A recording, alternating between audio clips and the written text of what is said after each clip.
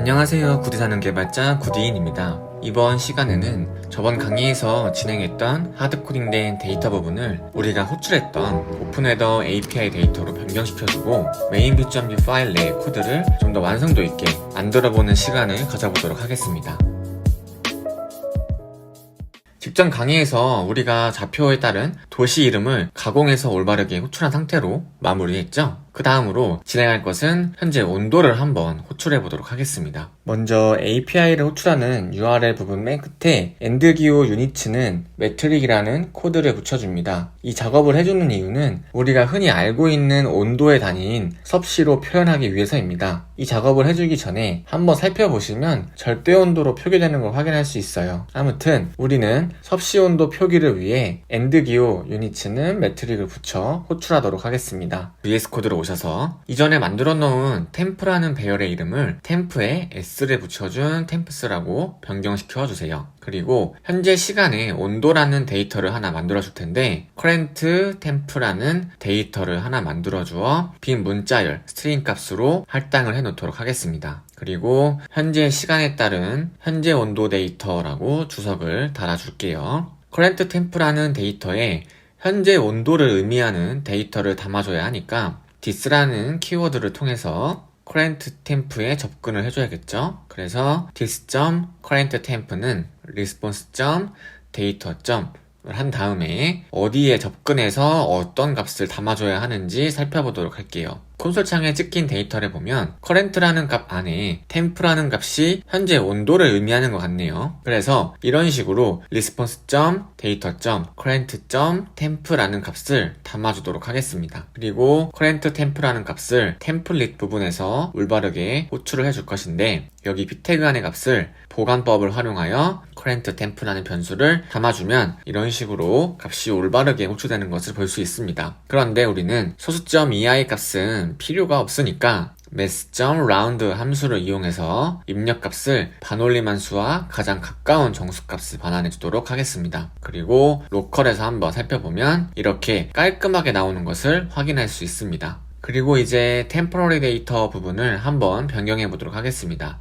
템플릿 부분에 우리가 이름을 직전 강의에서 카멜 케이스로 바꿨으니까 v포문 안에 있는 변수 이름도 바꿔주도록 하고요. 그리고 나머지 것들도 이름을 바꿔주도록 할게요. 그 다음에 하드코딩 되어 있는 데이터를 호출한 API 데이터로 변경해 보도록 하죠. 자, 먼저 this 키워드로 temporary 데이터에 접근을 해서 temporary 데이터가 배열이니까 0번째 배열의 value 값은 현재 온도를 확인하는 response.data.current에 접근해서 습도를 가리키는 humidity라는 값을 넣어주면 되고요. 1번째 배열에는 풍속을 가리키는 wind_speed 값을 넣어주시면 될 것 같네요. 그리고 이것을 로컬에서 한번 확인해보면 이렇게 예쁘게 잘 나오는 것도 확인할 수가 있습니다. 그리고 2번째 배열에는 체감 온도라고 해서 이와 같은 데이터를 담아주도록 하겠습니다. 그러면 이 부분도 잘 마무리됐죠. 이어서 코드를 조금 정리해 보도록 할게요. initial current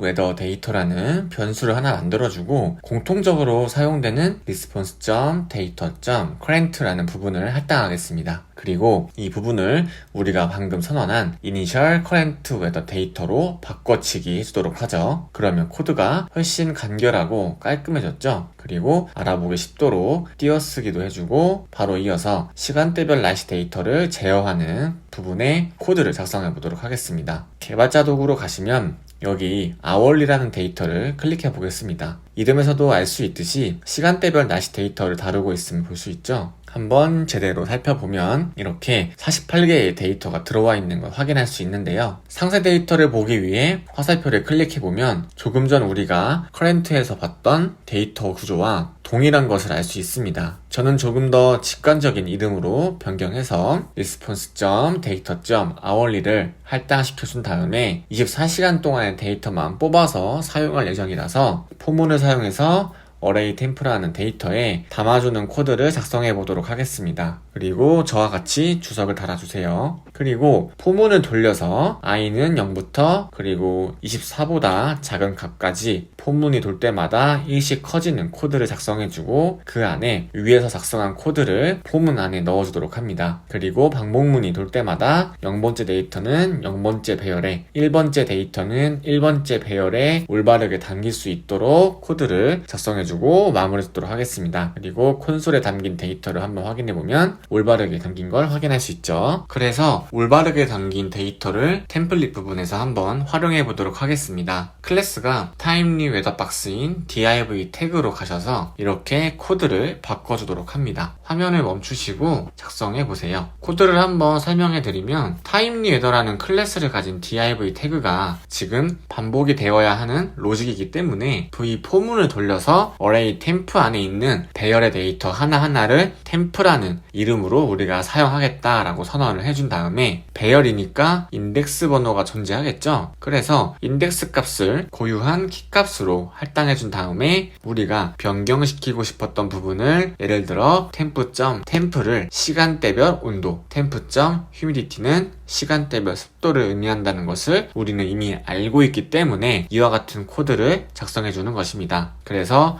로컬 환경에서 한번 확인해보면 이렇게 UI가 현재는 깨지지만 현재 시간을 기준으로 24시간 동안의 데이터가 담긴 레이아웃이 V 포문에 의해서 반복해서 UI가 그려지는 것을 확인할 수 있죠. 이 부분은 이제 CSS 전 처리하는 부분에서 디테일하게 작업을 한번 해보도록 하겠습니다. 클래스가 타임리 웨더 박스인 요소로 가셔서 그 아래에 있는 타임리 웨더라는 요소의 min width 값을 126픽셀로 주시고 타임리 웨더 박스에 오버플로우 스크롤 값을 추가해 주도록 하겠습니다. 변경된 디자인을 보시면 이렇게 예쁘게 다시 나오는 걸 볼 수 있죠. 그리고 보다 디테일한 부분을 잡아주도록 하면 마진 레프트 값을 15픽셀을 주시고 가장 첫 번째 레이아웃의 요소에 마진 레프트를 0으로 주셔서 딱 달라붙어 있는 디자인으로 만들어 보도록 하겠습니다. 그러면 이렇게 예쁘게 잘 나오는 것을 확인할 수 있죠. 그런 다음에 시간대별 온도도 소수점 자리는 지워져야 하니까 템플릿 부분에 클래스가 current degree 값에 mass.round를 주어서 소수점을 날려주도록 하겠습니다. 자, 그러면 이제 이 부분도 예쁘게 잘 출력되는 걸 볼 수 있는데요. 다음에 이제 시간대별 데이터니까 시간대별에 대한 시간도 바꿔줘야겠죠. 시간대별 시간은 이 부분은 temp.dt 값으로 받아서 데이터 바인딩 시켜주고 로컬에서 확인해보면 이렇게 유닉스 타임으로 출력이 되는데요. 이 부분은 우리가 직접 타임스탬프로 변환시키는 함수를 만들어서 확인해 보도록 하죠. created life cycle 아래에 메서드를 선언하시고 타임스탬프로 변환해주는 코드를 작성합니다. 유닉스 타임스탬프라는 함수를 만들어 주시고 date라는 변수에 생성자 date 메서드를 불러와 그 안에 dt라는 파라미터를 넣고 그 값에 1000을 곱해주는 값을 넣어서 할당을 해줍니다. 그리고 hour라는 변수도 하나 선언해서 이와 같이 코드를 작성해 주시고요. return을 시켜줄 건데 substr 메서드를 활용해서 시켜줍니다. 그 다음에 temp.dt를 우리가 방금 만든 함수로 감싸주면 이렇게 우리가 알아보기 쉬운 시간으로 나타내주죠. 그러면 이렇게 보기 좋게 데이터를 불러온 것을 확인할 수 있는데 그 다음에 오버플로우 스크롤에 대한 바를 안 보이도록 해주기 위해 CSS 코드를 조금 변경해 볼게요. 화면을 잠시 멈춰주시고 타임리 웨더박스 요소에 이 코드를 작성해 주시면 됩니다. 간단하죠? 그리고 나서 로컬 환경에서 마지막으로 한번 확인해 보면 이렇게 깔끔하게 바가 사라진 것을 확인할 수 있습니다. 자, 이렇게 오픈헤더 API를 우리의 입맛에 맞게 가공해서 화면단에 뿌려주는 작업을 해보았는데요. 어떻게 도움이 되셨는지 모르겠습니다. 다음 시간에는 이제 API 자체에 있는 이미지 URL을 가공해서 화면단에 뿌려주고 그 이미지를 우리가 이전에 미리 준비해 놓은 이미지로 변경해서 화면에 보여주는 작업을 해보도록 하겠습니다.